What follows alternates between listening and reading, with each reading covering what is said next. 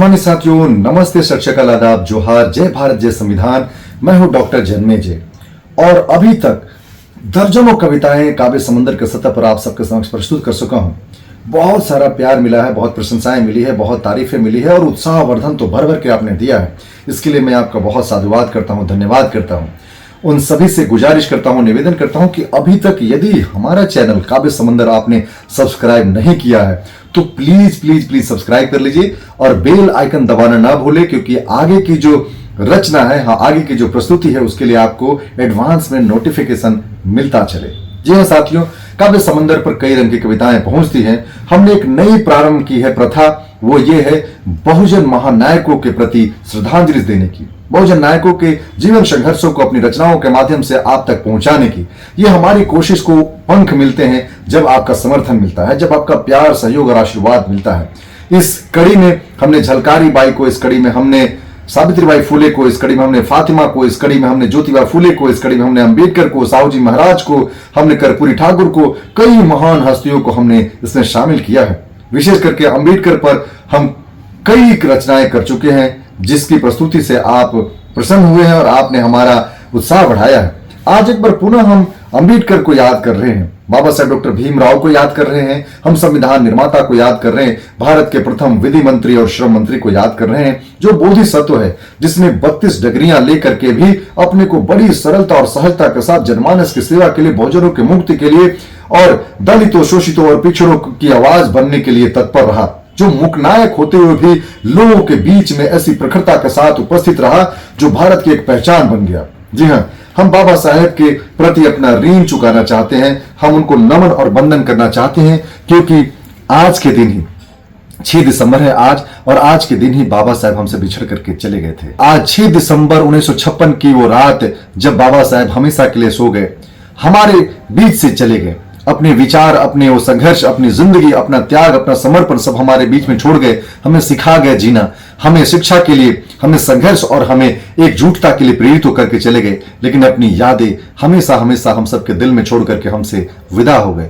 आज उन्हीं को याद करती हुई हमारी एक रचना है जो आप सब तक पहुंचती है। मैं गुजारिश करता हूं आप सबसे कि काव्य समंदर को जरूर सब्सक्राइब करें और हमारी रचनाओं को ढेर सारा प्यार दें। हमारी रचना का शीर्षक है शोषितों वंचितों की आवाज। आज की दुनिया में शोषितों वंचितों के साथ भला कौन खड़ा होता है? आज वंचितों की लड़ाई कौन लड़ता है? आज मुकनायक कौन बनता है? आज असमानतापूर्ण रवैये पर अपनी तीखी प्रतिक्रिया कौन देता है? आज मनुस्मृति कौन जलाता है? आज 22 प्रतिज्ञाएं कोई नहीं जलाने वाला है। आज बहुजनों की मुक्ति के साथ साथ महिलाओं के सशक्तिकरण के लिए भला कौन काम करता है? आज हिंदू कोड बिल के लिए कौन लड़ता है? शायद कोई नहीं।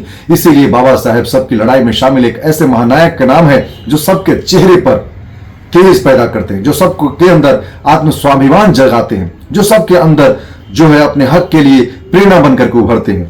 तो हम विलंब न करते हुए अपनी कविता पर आते हैं। हमारी कविता का शीर्षक शोषितों वंचितों की आवाज, ये बाबा साहेब डॉक्टर भीमराव अंबेडकर को समर्पित है।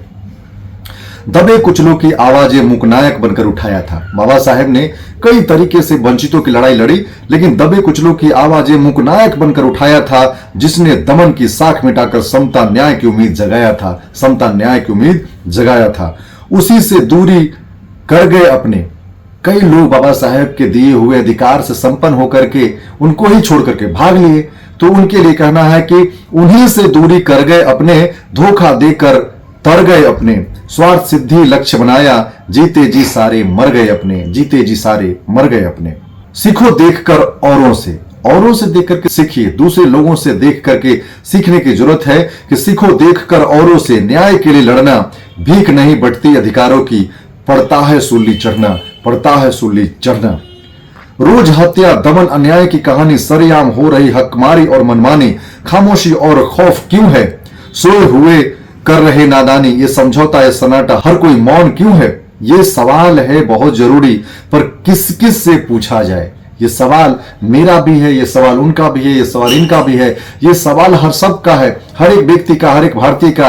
लेकिन ये किससे पूछा जाए, किस किस से पूछा जाए, किस किस को छोड़ा जाए, किस किस से जुड़ा जाए, किसको इस लड़ाई के लिए तैयार किया जाए?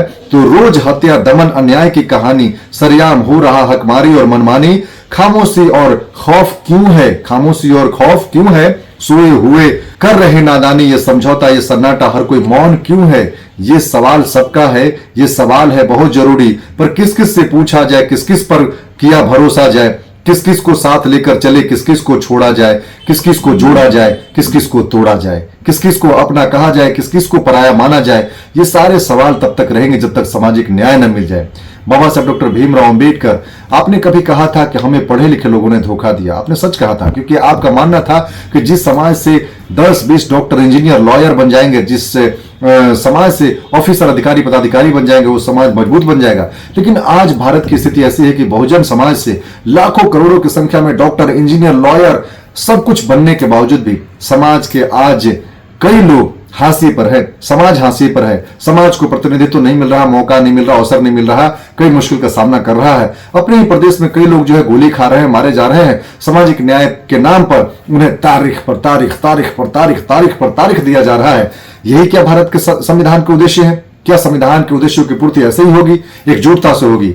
तो हम आपको याद करते हुए लोगों से आह्वान करते हैं कि जहां कहीं भी बुराई है, जहां कहीं भी भ्रष्टाचार है, जहां कहीं भी असमानता है, जहां कहीं भी जातिवाद है, हम सबको चट्टान की भांति खड़ा होना पड़ेगा और इसका सामना करना पड़ेगा। हमें एक ऐसे भारत का निर्माण करना है जहां समानता है, बंधुता है, न्याय है और सबके लिए सुरक्षा है, नारियों का सम्मान है, जहां सबके लिए अवसर है। हमें एक ऐसा भारत बनाना है जो महान भारत हो, जो सबका सम्मान करता हो, जहां एक कामगार, किसान, मजदूर को भी अपना हक मिलता हो, जहां बराबरी जैसी सोच पनपती हो। हमें ऐसा भारत चाहिए बाबा साहब, और संभवतः आपने भी ऐसे भारत की परिकल्पना की थी। हम एकजुट होंगे, हम संकल्पित होंगे, तभी ऐसा भारत बन पाएगा। आज के लिए इतना ही। एक बार पुनः आपसे गुजारिश है, काव्य समंदर को ढेर सारा प्यार दे, सब्सक्राइब करें और बेल आइकन जरूर दबाएं ताकि आपको नोटिफिकेशन मिले अगले कंटेंट के लिए। आज के लिए इतना ही, मुझे इजाजत दीजिए। बहुत बहुत धन्यवाद, आभार, अभिनंदन।